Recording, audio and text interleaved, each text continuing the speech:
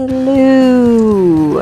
Hello. Sorry for my sipping noises. I am thirsty and drinking lollipop. Looks delicious. Yes, I have the strawberry vanilla version. Ooh, strawberry vanilla. Just right for spring. Yes.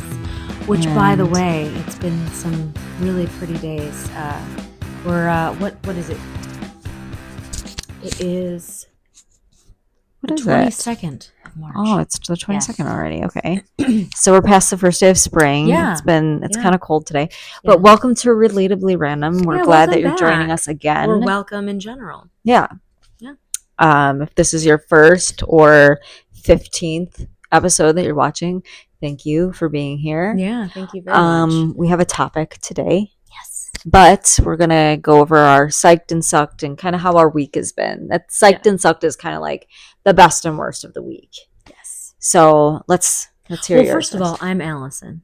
And I'm Katie, if you don't know that yet. Yeah, if you don't know who we are and if you're just tuning in to this episode. And we have little microphones. Yes, tiny microphones. Well, Tiny microphones. they're the same size as a lot of YouTubers or influencers. I've seen these before. Seen these around. What have you. Yeah. Although I always see influencers with just their phones. They never really have microphones. So I wonder how they come out the little bushy so ones. Like the little flat ones and the bushy. I've seen those. Yeah, with the bushy microphone covers. Yeah. I think we have those too. We have them, but we don't use them. Yeah. Anyway, my psyched and sucked for the week are kind of hand in hand. So my husband and I and our daughter went on a trip to San Luis Obispo, California, one of our favorite places. Just a gorgeous place. His sister lives in one of the canyons in Slow, what they call it. And we love visiting them, and we love visiting downtown San Luis Obispo and the surrounding towns like Pismo Beach and Morro Bay. Pismo Beach disaster relief. Oh, yeah. Yeah. Very close to it. Yeah. We actually, before Zoe was born, and before we were married, we went, we rode the dunes in dune buggies in Pismo Beach. So that was really fun. But we went on the trip, and it was gorgeous weather. It was a little warmer than usual. And we got to see Adam's sister and her husband and her kid. It was a little challenging because our kids are different ages and they're not on the same page, but overall it was a great trip. The part that really sucked about it, though, was going on 2 different planes at 2 different times. Going there and going home with a toddler. It is right. You had a layover on both. Yes, the flight there and the flight back. So the flight there was not that bad. Okay. The layover was like an hour, so that was not that bad at all. And no delays. No delays. The second one, Doggy. Indiana's down here. Doggy came. Hi, doggy. Hi. So some lollipop. The next flight, we were supposed to leave, take off at around 1 p.m. The day that we were leaving, and get home around 9:15 because of the time change, and have kind of a small layover, an hour or 2. But our flight got delayed from 1 p.m. that day to almost midnight that day. So you're talking an 11-hour delay. Yeah, and we were also flying through the night now. So our first plane boarded at almost 11 o'clock. And then when we got into Phoenix, our layover flight was not until we landed in Phoenix at 1:07 a.m. and our connecting flight was not until 5:05 a.m. And basically, Zoe got some sleep. Okay. Adam got less sleep. And I got no sleep. Yeah. And this was also coming off of a vacation where we were already sleep deprived, where there was not only a time change between states, but also it was daylight savings time, which I still don't know why we practiced that. And then, it was also just not, you never get great sleep on vacation. Because, Yeah. we were in a guest house, so we weren't in separate bedrooms. It's kind of like a loft style guest house. So we were Okay. all, Like in the same room. kind of in the thing. same room. Okay. So, any little noise that Zoe made, and she got a cold while she was there, so she had a cough. And vice versa. Any noise that you guys make, she hears, it wakes her up. Right. So it was very challenging with the flights and the delays. That sounds with like a the worst. toddler.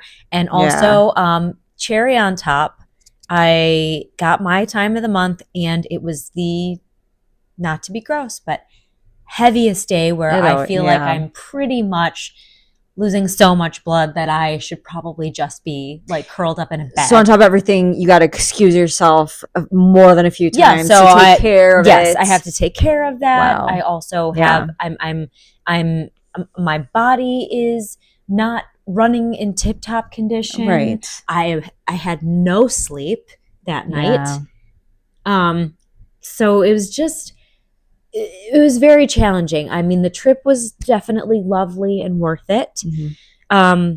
But that was definitely my sucked of the week. And to top it all off, I got Zoe's cold. Yeah. So I'm under the weather still.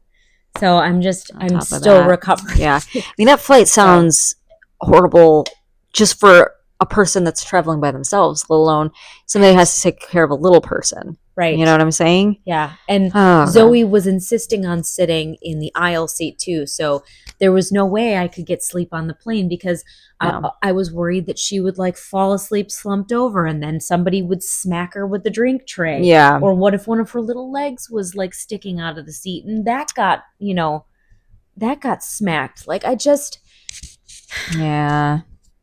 It was what if she like decided to get out of her seat? Yeah. And then you're like, what the heck? And at then least if she was in the middle weird guy puts her in a suitcase. Yeah. And I know that sounds really crazy, but like, what if somebody took her? Yeah. She's my baby. I mean, you're not on an enclosed plane, right? But still, you never know. People do it, all the time. That sounds like a nightmare. It was. It's over, though. It is. And it's going to be a long time before you fly anywhere. Luckily, the best case scenario happened when we got home.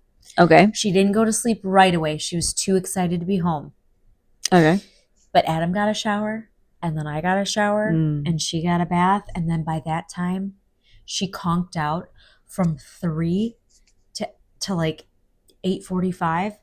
Adam and I slept while she slept, so we got a little less sleep. Okay. We woke up a little bit earlier. We made ourselves some dinner, and then she woke up at like 8:45. We let her stay up until like 11:30, and then she slept through the night until like 8:30 the next morning. That's great. And then you could start over again, kind of reset. And then we got to sleep.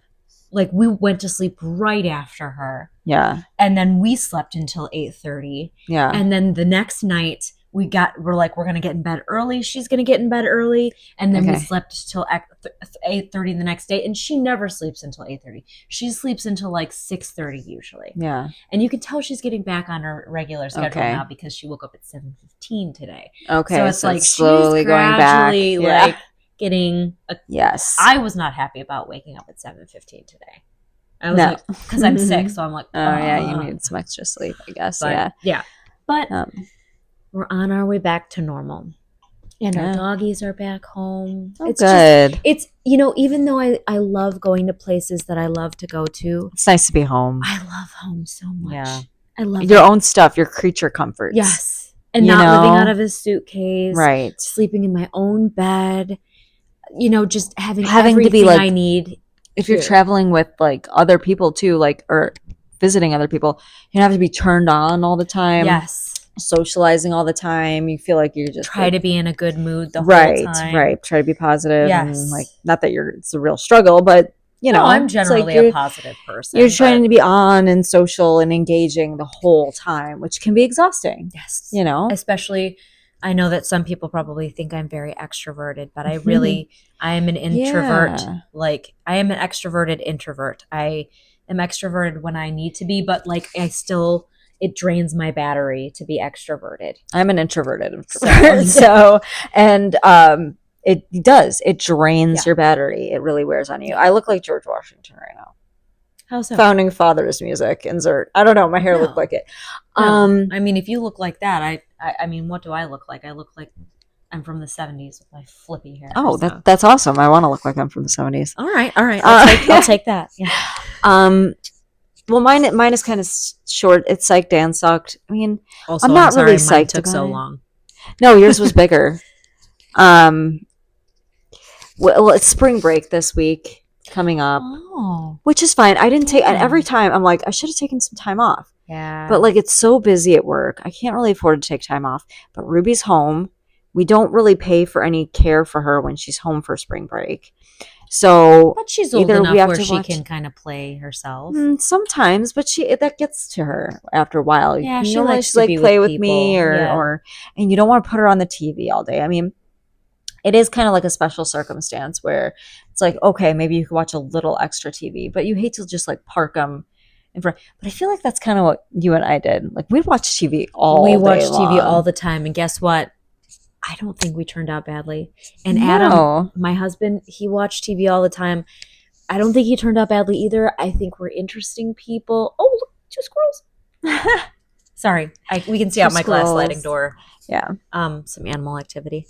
But I know there's different schools of thought, but I feel like TV is great. TV is great. I mean, as long as you're not watching like violent or weird things. Yeah. It's better. It is better than the tablet, I think. Yes, I think it is too. We've pretty much stopped because there was a time when she was getting to the point where she was doing those little short clips, which I hate. Oh, it's really bad for your attention span. It is. Like long form TV is definitely better. Yeah. So now we let her watch YouTube, but we have her watch like longer kind of videos that are like maybe 30 minutes long where it's somebody talking and it's like an episode. Yeah. Yes. So it's just kind of something you got to figure out. Normally Ruby and I, we make a schedule. We make like I've heard of your schedules. Our schedules. I love them. Yeah. So we're like, okay, 9 o'clock to 10 o'clock TV. And then like 10 o'clock color. 10:30 snack, that kind of thing. Like we kind of like schedule it out, and she's very regimented. She's very like, we got to stick to the schedule. Sometimes we get off course. I can't wait until Zoe's old enough for that. I just don't think she's got the attention span for that right now. No, she's 2.5. So, but yeah, sorry, that squirrel was. I'm telling going you, down the fence. Funny, yeah. Like they're active in our backyard. Yeah, I should have flipped the camera real quick. Yeah, right. But they're so quick. So that's kind of my psyched and sucked. I'm tell you the truth, I'm not really psyched about it, but I'll have fun with Ruby. Sometimes we take a break and go to the library. It's just fun, but I like it more than she does, really. The library? The library. You know what? I always loved going to the library when we were young, but I also think that's because Poplar Creek was really cool. Yeah. Yeah. Before it looked was all like redesigned, 80s Art Deco or 80s modern. Almost was like a little 70s. Maybe. Yeah, and it had to be there. That round window and that like the round orange room. pole. Yeah, and the round room with all like the toys in it. Yes, and like it had like little like pads, colorful like pads that you could like climb on and stuff like that. Yeah, it was really cool. I love the library, and we always used to like rent like kids movies like the Babysitters Club. The 90s Babysitters Club. Little, it's like a TV show. Yeah. But yeah, like stop modernizing stuff. Like they say that about McDonald's too. Like I've seen that on the internet. Like all the McDonald's looks like an office building now. It's like why can't it be like colorful and fun like it was for kids? Really, if you're gonna redecorate something, can we pull from like different like decades and things like that? Can we make maybe it look like an 80s McDonald's or if it's going to be a library, like maybe make it look like it's in colonial times or medieval times, right? Some little sconces and some lanterns. Who took the romance out of building houses and buildings and things like that? Like when you're in California, you can tell everything, like a lot of things things have like Spanish style, and Spanish style architecture is like, it has such intricate work, and there's you can tell that they really put their like heart and soul in it. And then you come back to Illinois and it's like there's just boxes for houses. Yeah. You know, it's like that song for the beginning theme song for Weeds. Little boxes on the hillside, little boxes made of ticky-tacky. Okay. Yeah. And Thank they all look song, just the same. Yeah, I mean there are some differentiations, but like with like corporate stuff, everything has to look so corporate and updated and modern. Like, stop. It doesn't have to. It can look homely, or not homely. Homey. Homely means ugly. Yes. Homey means home. You put an L in that word, and you know just what? Totally changes it. It can look homely. Okay? It can. Homely looks better than corporate. I mean, let's just say this: opinion. Would you rather go to an office and work where it looks like a box, or would you rather go to an office and work where it looks like the inside of medieval times? Personal preference: I would take the latter. I would jump at the chance to go and work at an office that looks interesting. Yeah. So, food for thought for any architectures. That's our companies. Opinion. If you want people to want to go into the office, make it interesting. Make it interesting. My house is more interesting than my office building. Right? And I can do whatever I want there. Okay. Include get a lot of work done. Yes. So. After I've gotten so much work done, the full 8 hours. Right. And I could just, another squirrel. I could just literally roll out of bed and be right on time for work. There is so much squirrel They keep going back and forth. They're so cute. They are cute. But to get to today's topic, I find it quite interesting. What would you categorize it as? Cryptozoology. Cryptozoology. Yes. Mythological creatures. Okay. And these are not the type of mythological creatures that are from mythology. We're talking about not Greek or Roman or anything. We're talking about just myths. Yeah. Like, things like the chupacabra or the Loch Ness monster. Yes, those things. These are mythical creatures, cryptozoology. Just, a topic that we find somewhat interesting. Yeah. Yeah. And I don't know if there have been sightings of these. My thing is not really that. We both kind of split off. My thing is more of like a hoax. But some things are hoaxes when it comes to cryptozoology. I mean, who's to say whether it's hoax or real? I mean, who knows if there's Bigfoot? Who knows if there's a Yeti? That slow-mo picture of Bigfoot, that famous one? Yeah. Like the blurry one? I believe in Bigfoot. I believe in Harry and the Hendersons. Okay. Oh my God, I love that movie so much. But it could very well be a big man in a suit. I don't want to believe it. In a ghillie suit. Yeah. Yeah. Who knows? Or it could just be a very hairy man or woman. Yeah. Or child. Who's to say? Yeah. It's not a child. Bigfoot is not a child. Let's not be goofy here. So do you want to start? We've pulled a couple that we wanted to kind of talk about. And, please, no judgment. I did not take notes. It's on my phone. Okay. Let me pull this up. Not my grocery list. No, not your grocery list. All right. Ooh, they put a little picture there from. Yeah. Okay. So the first one I'm talking about, you might be familiar with because they made a movie about it. The Mothman. Mothman prophecy. So in American folklore, Mothman is a name given to a humanoid creature that was reportedly seen around Point Pleasant, West Virginia, from November 15th, 1966 to December 15th, 1967. So, a brief period of time. Yeah. It hasn't been seen any more recently, or?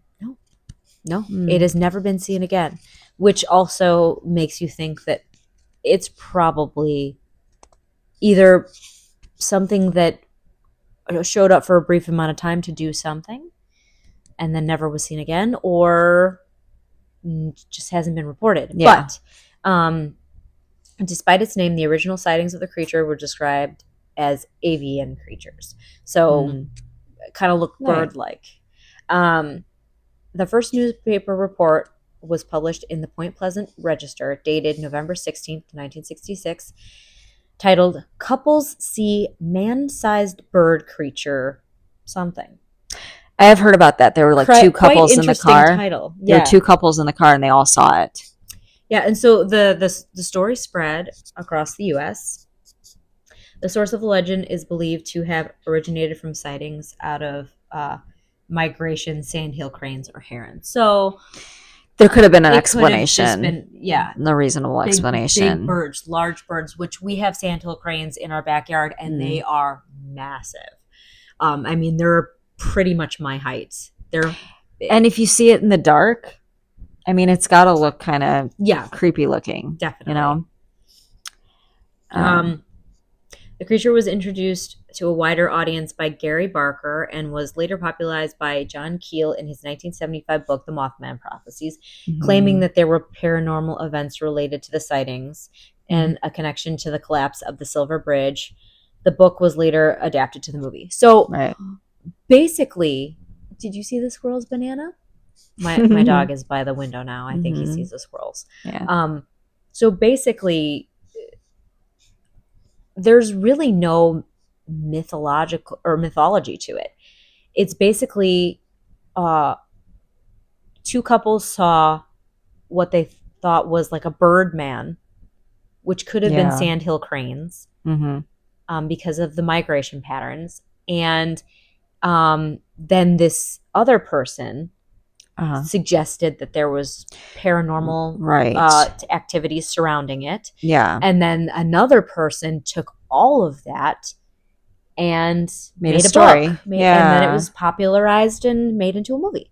So that's very interesting. Yeah. I mean, if you ever wondered what the source of the Mothman Prophecies, the movie, was, and also, you know, my husband loves to just say chapstick all the time because of the movie.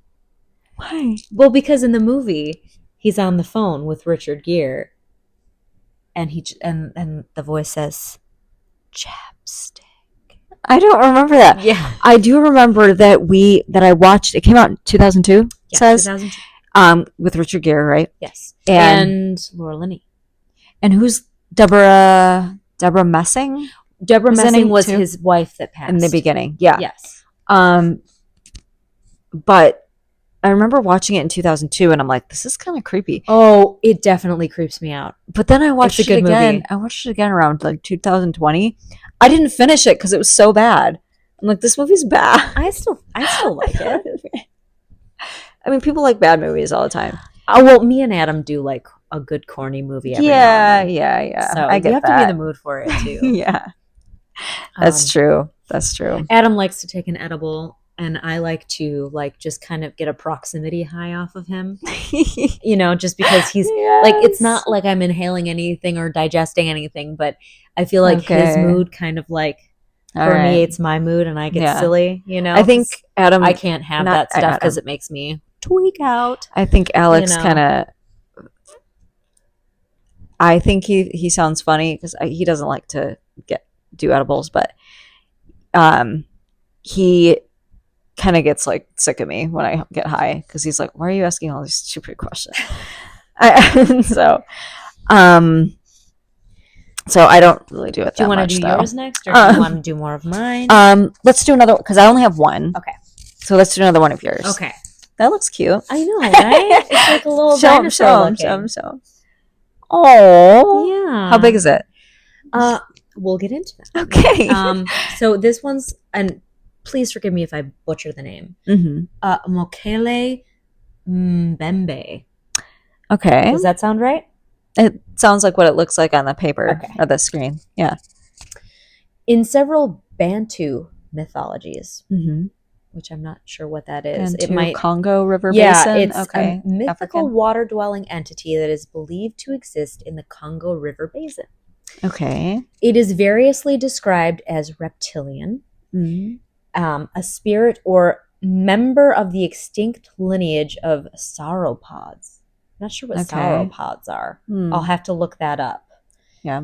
In the mid-20th century, the entity became a point of focus among adherents of cryptozoology and young Earth creationism, which is not something I'm familiar with either. Okay. Let's see. Paleontologist Donald Prothero remarks that the quest for the Mokele Mbembe is part of the effort by creationists to overthrow the theory of evolutionist teaching of science by any means possible. Oh, this is, wow. This needs to be probably got into a little bit more. You need to dissect it a little more. Yes, the head is distinctly snake-like, because this looks like it has, religious connotations. It looks like, creation. Creationism. Creationism. I don't know if I'm saying that right. I don't practice it. The head is distinctly snake-like, a long, thin tail, and a body approximating the size of an elephant. Oh, it's a big one. Oh. It's a big one, guys. It's not small. It looks like a dinosaur. But it also looks really cute. I know. And it also kind of looks like Nessie. Yeah. Or at least the size of a hippopotamus. The legs are short, with the hind legs possessing 3 claws. The animals are reddish-brown in color and have a rooster-like frill running from the top of the head down the back of the neck. Oh, very cool. This seems like an interesting creature. No expeditions have found evidence of the animal or any eyewitness testimony. So basically, most experts believe that this creature, reported by Congolese natives, were probably inspired by the black rhinoceros, which once thrived in the region. Yeah. So again, it kind of seems like normal animals might be, the origination of these stories. Maybe these animals were seen at night, strange shadows. Yeah. Man, those 2 squirrels. Spring has sprung, guys, because these squirrels are Twitter-pated. They're Twitter-pated. They're chasing each other around. And if you didn't know, Twitter-pated is a Disney term from the movie Bambi. Yes. When it's mating season. Yes. And all the birds and the bunnies and their brains are Twitter-pated. Yeah. Okay, interesting. Congolese. I said Congolese, but it's Congolese. Okay. Bad. I'm sorry, guys. Well, I'm not a great orator. I don't. That's fine. I don't read well. I don't expect you to be in front of people or camera. Yeah. Well, I mean, I'm assuming there's people out there in the webs. The webs. The picture. I just thought of it as a small little animal, but it looks like one of those like Brachiosaurus, Brachiosaurus, the long neck dinosaurs is what it reminded me of, but Littlefoot. Like a small version of Littlefoot. Yeah. That's right. So, but in that case, it's huge. Yes, this animal. I mean, if it's the size of an elephant, and they're like or a hippopotamus, but it sounded also like they want to like find it. Like they're trying to find it to disprove a theory. Yeah. Or evolution or something. Or evolution. Yeah. I don't know how it would disprove evolution or not disprove. I don't know. Maybe you can look it up for yourself and tell us. Or if you know, leave a comment. Yeah, please. I'd like to know more. Katie's got one that's a bit unorthodox and different. I do. And I'm interested to hear about it. Yeah. So I'm here to talk about Jeff. Or Geff? It's Jeff. I looked it up. It's Jeff. And no, folks, I'm not talking about your neighbor. I'm not talking about your coworker, Jeff. No. But maybe you want to look into Jeff. Maybe Jeff's not what it is. But Jeff is spelled G-E-F in this case. Okay. So it's also called the Dalby Spook. All right. Oh, I like that name. Yes. It's kind of a cute spooky name. Dalby Spook. Yeah. So in Dalby, which is by the Isle of Man, in England, okay. I'm not quite sure where that is in geography. I'm horrible at geography. It's an island. I know that much. But we have In 1931, there was the Irving family. It consisted of a mom, dad. I think it's Margaret, James, and daughter. Daughter's name, I never looked up how to say this, Vorey. Voirrey. Vorey. Which is kind of a cute name. But she was 13 at the time.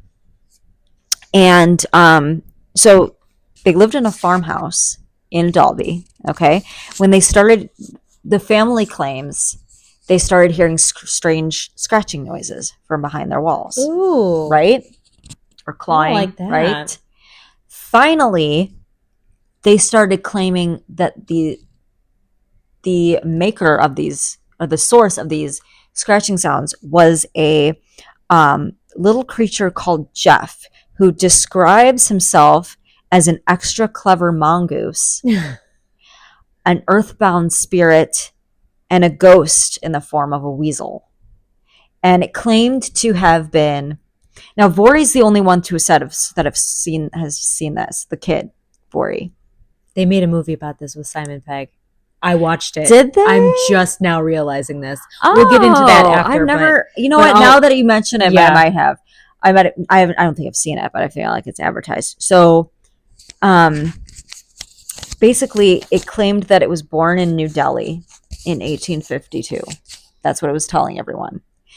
Okay. And Vorey, the child, was the only one that had claimed that she saw it, and was described as a mongoose-looking creature that's like yellowish with spots. That sounds wild. So it also told the family, and I quote, "I am a freak. I have hands and I have feet. If you saw me, you'd faint. You'd be petrified, mummified, turned to stone, or a pillar of salt." Which... Biblical. It does sound like that. Which, it does. But it sounds a little... In my mind, it sounds like a little made up. You mean a little girl made it up? Yes. It sounds like somebody's storytelling. Yes. I don't know. It does. But, so... Indiana keeps giving me a look, so I'm looking back at him. Yeah, he looks like he's like this. Well, he sees the squirrels keep running past. He's interested. Yeah. So this is what the family claimed, right? They claimed that this Jeff informed them of approaches of guests or unfamiliar dogs to the farmhouse. If someone forgot to put out the stove, it would turn off the stove for them. Okay. It would wake them up if they were oversleeping for whatever reason, scared off mice, and they even said that it followed them to the market and spoke with them from behind a hedge, which I don't know why there'd be a hedge the whole way to the market and you wouldn't be able to see this creature. Man, we got to get some hedges like that around here. That's wild. Yeah. So it kind of scared me a little bit. I don't know. He sounds helpful. It kind of does. Yeah. I mean, he's like an alarm clock. All the time, though. He turns off your stove or oven if it's on. Yeah, kind of like a little guardian angel. He's kind of helping out. Yeah. He just didn't want to be seen, you know? Yeah, I guess so. Which is a little weird, but, you know. Yeah. The squirrels are going at it again. So Arthur Morrison, who is an English author, stayed at the farmhouse. He claims he spoke to Jeff, Jeff spoke to the author from under his bed, and when he tried to look at it, he saw two yellow eyes looking back. Ooh. Which is creepy. Some local teens have claimed to see him in the yard. Jeff, that is. Other people, when they looked into this, again, this was in 1931, so not a lot of scientific stuff, but they looked in the evidence with this was lacking. The hair samples that they took that were supposedly given by the family were matched with the family's sheepdog. So the hair was from the sheepdog. Okay. The footprints that they claimed that Jeff made were also, they're like, these are consistent with your sheepdog. Vorey, the girl that was 13 in 1931, she died in 2005, but till her death, she claimed that she never created Jeff. Okay? She never created him. She said he was really there. experts claimed when they saw, because they brought a couple experts into the home, they said it was built in such a way that it's kind of like an echoey speaking tube. Like the farmhouse itself is kind of like an echoey kind of material. So she could have just been overhearing other people talking. Right. There was speculation that the father may have had multiple personality and he was speaking like this way. Yeah, or yeah, just that multiple personality disorder. I forget what else they call it. But and he had another personality or part of himself that was this New Delhi Jeff guy. So people have split personalities. It's there's no medication or research, not as much research about it back then. But that was just a. I'm not saying that that's true. He was not diagnosed. Yeah. I think an expert just claimed that could be a possible. What do they call it? Explanation as to why it could have been that he might have had a mental illness and he might have been talking about these things, or he's just having fun with his daughter. Who knows? Yeah. Who's to say? But that was my thing. I didn't know they made a movie out of it. Is it called Jeff? Yeah, I think it is. Hold on, it's called Jeff. Okay. Look it up on IMDb, I think I know have heard Simon of it Pegg a long time ago. And I think it. You know what? I think it is called Jeff. Jeff. But I didn't realize that until you started describing it, and I was like, I've seen this movie. Yeah. So Simon Pegg is a good actor. He's funny. Oh, I love Simon Pegg. His movies are funny. Now that you mention it, I feel like I have seen like a preview for it, but I don't think I've seen that movie. We just watched it in like the last year or two. Oh, really? Wow. But that movie looked like it might have been like a comedy. Was I wrong? Or it wasn't. Okay.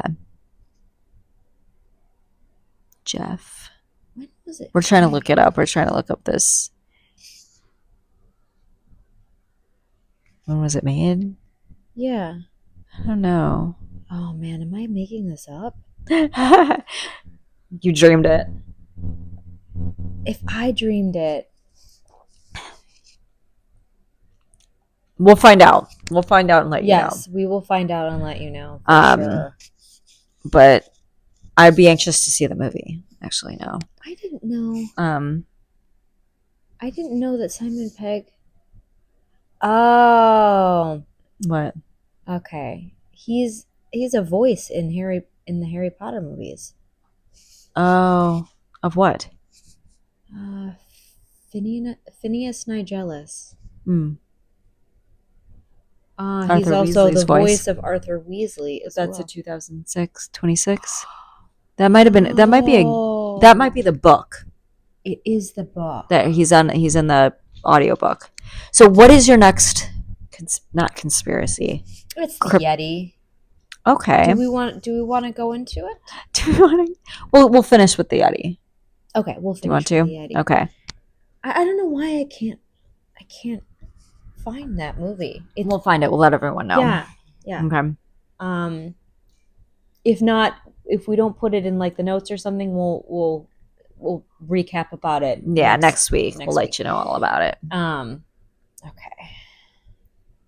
All Yeti, right, which is kind of like Bigfoot, the Yeti. Except, it's an ape-like creature, purported to inhabit the Himalayan mountain range in Asia. Right. Western popular culture, the creature is commonly referred to as the abominable snowman. So the Yeti and the abominable snowman are the same thing. Okay. Many dubious articles have been offered in attempt to prove the existence of the Yeti, including an anecdotal visual sightings, disputed video recordings, photographs, and plaster casts of large footprints. Okay. Some of these are speculated or known to be hoaxes. Okay. So somebody just has some big feet around here taking casts of their own feet and claiming that they're the Yeti feet. Yes. All right. Now, folklorists trace the origin of the Yeti to a combination of factors, including Sherpa folklore and misidentified fauna such as bear or yak. Yeti is commonly compared to Bigfoot of North America, as the two subjects have similar physical descriptions. Okay. Yep. And that's what they have Wikipedia about it. So it's just Bigfoot in the Himalayas. And, you know, the same kind of... There were no attacks. No. Okay. No. And I don't think I've ever heard of like Bigfoot attacks. No. I have Bigfoot up right now. Okay. He's known as Sasquatch as well. Large, hairy, mythical creature said to inhabit forests, North America, specifically the Pacific Northwest. Yeah. Bigfoot is featured in both American and Canadian folklore. I did not know that. Okay. And since mid-20th century has become a cultural icon, and permeating pop culture and having its own distinct subculture, like people who go out squatching. So there's anecdotal claims of sightings and photographs and video recordings and audio recordings, hair samples, casts of large footprints, same as the Yeti. Yeah. I think, but yeah, it doesn't seem to there haven't been any attacks. So all of these cryptozoology creatures or mythological creatures don't seem to be violent. No. So yours had a better story, which leads me to believe that they are fake or they're just peaceful creatures.